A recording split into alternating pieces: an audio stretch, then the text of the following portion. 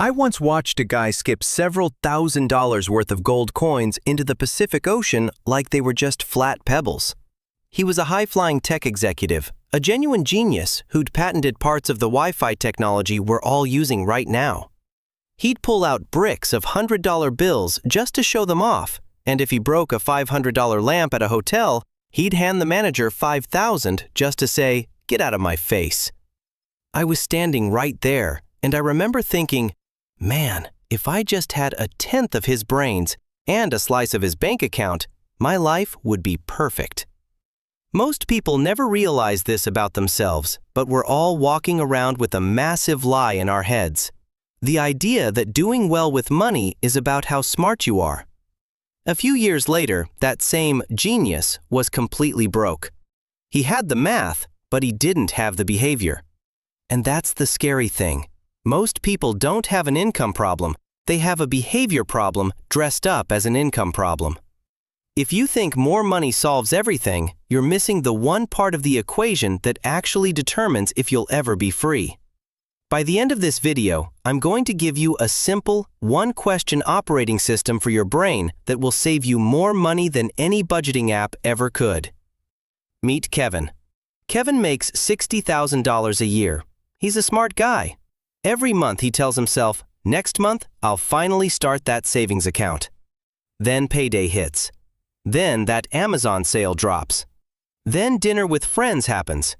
Then he sees a coworker with a new smartwatch, and suddenly his own feels like a piece of prehistoric junk. Somehow it's always the 28th of the month, and Kevin is staring at a balance that looks like a high school GPA. You know that feeling when you finally get a raise, and for about 48 hours you're on top of the world? You think, this is it. This is the money that changes things. Then, like clockwork, the goalpost moves. The new lifestyle becomes the normal lifestyle, and you're just as stressed as before. I've been Kevin. I spent years thinking that a bigger paycheck was the cure for my anxiety.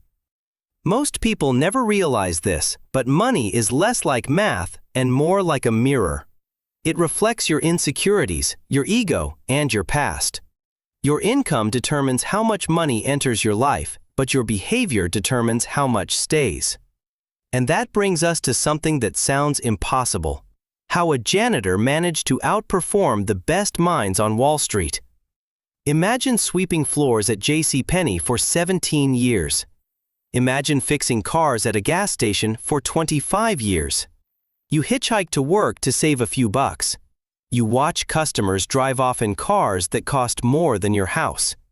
You never brag. You never post a hustle update on Instagram. You just live in a tiny 2-bedroom house you bought for $12,000. This was Ronald Read. When he died at age 92 in 2014, the world was stunned to find out he left $8 million to charity. No lottery, no secret inheritance. He just saved what he could and let it compound for decades. Now look at the other side. Richard Fusconi was everything Ronald wasn't. Harvard MBA, executive at Merrill Lynch. He was described as having sound judgment and personal integrity. But he was in a hurry. He borrowed heavily to build a mansion with 11 bathrooms and 2 swimming pools. When the 2008 crash hit, his intelligence couldn't stop the bank from repossessing his house for 75% less than it was worth. He went bankrupt. You know that weird feeling after buying something expensive where you keep looking at it, trying to convince yourself it was worth it? That's your brain trying to justify a behavioral mistake. Most people never realize this, but research shows our brains are actually tricking us into wanting things we don't even need. Psychologists call this hedonic adaptation, or the hedonic treadmill. One study found that while we are initially thrilled when we buy a flashy new car or a big TV, that initial high trails off rather quickly. In fact, researchers tracked people's happiness levels and found that satisfaction with material objects drops steeply over just 14 days. It's a neurological fact of life. Our neurons are wired to respond to novel events, and they simply stop firing once the new thing becomes the normal thing. We think a bigger house will finally make us feel successful, but once we're in it, we just feel like we're getting by and start looking for the next upgrade. In what other industry does a janitor massively outperform a Harvard MBA? You'll never see a janitor perform heart surgery better than a surgeon. But in money, behavior is the great equalizer. It's not about having more, it's about mastering the brain that's constantly telling you that you don't have enough. The man in the car paradox. I used to be a valet, and let me tell you, it's the best place to see the psychology of money in the wild. I used to gawk at the Ferraris and Lamborghinis. I wanted one so badly because I thought it sent a signal to the world. Look at me. I'm smart. I'm rich. I'm important. But here's the paradox. I never actually looked at the driver. Not once. I was too busy imagining myself in the driver's seat, thinking about how cool people would think I was if I had that car. We tend to want wealth to signal to others that we should be liked and admired. But in reality, those other people often bypass admiring you. They use your wealth as a benchmark for their own desire to be admired. I once knew a guy named Roger who drove a Porsche. I assumed he was a mogul. Then one day, he showed up in an old Honda because the Porsche had been repossessed. Roger was rich, but he wasn't wealthy. Rich is a current income. Wealth is what you don't see. It's the assets you haven't converted into stuff yet. Segment 4. Deeper Insight. The End of History Illusion.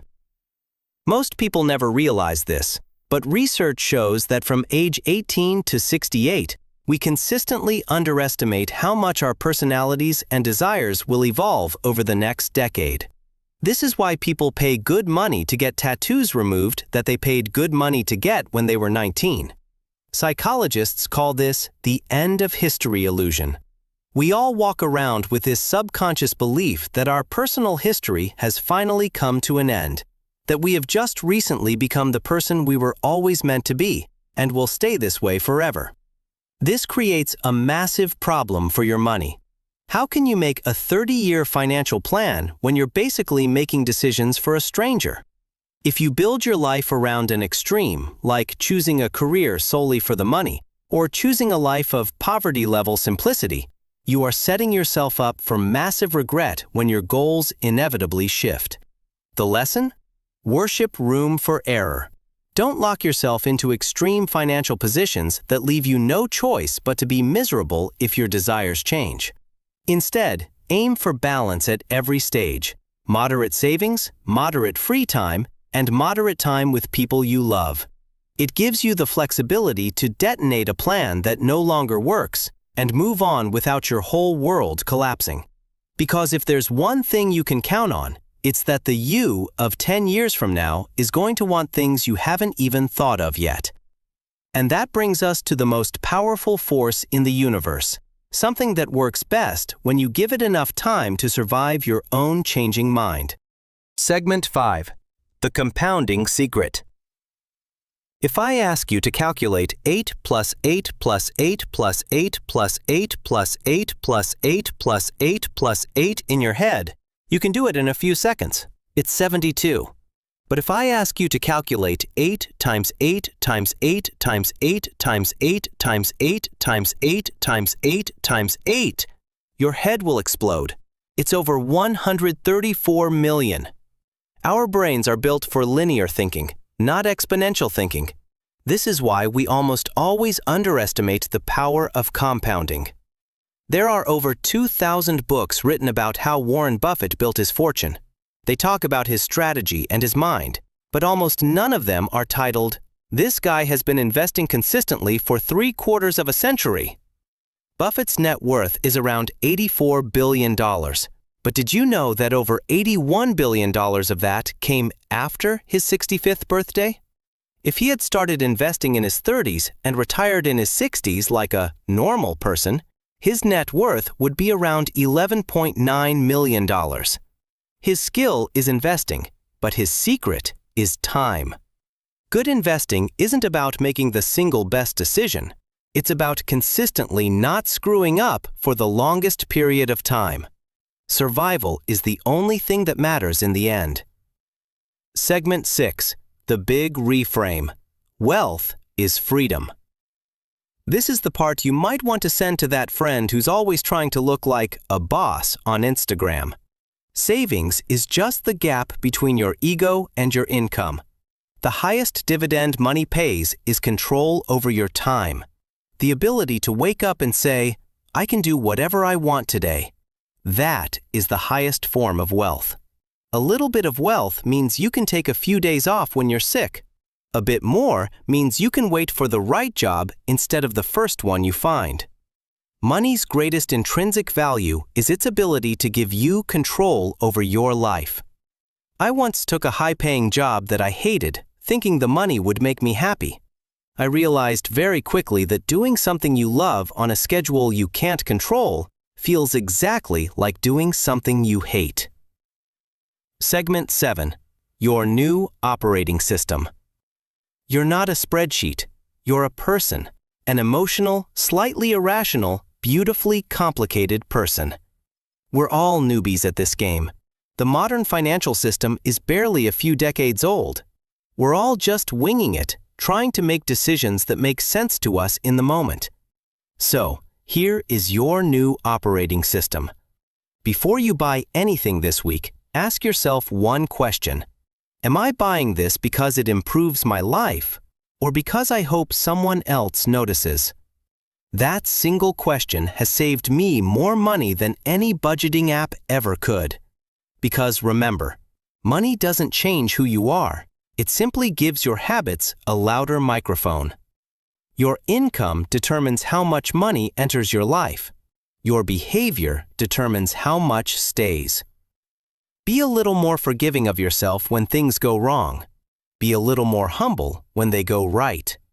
Because in the end, nothing is as good or as bad as it seems. If you learned something from this video, please give it a like, share, and subscribe to this channel. This is Patchman. I will see you in the next video.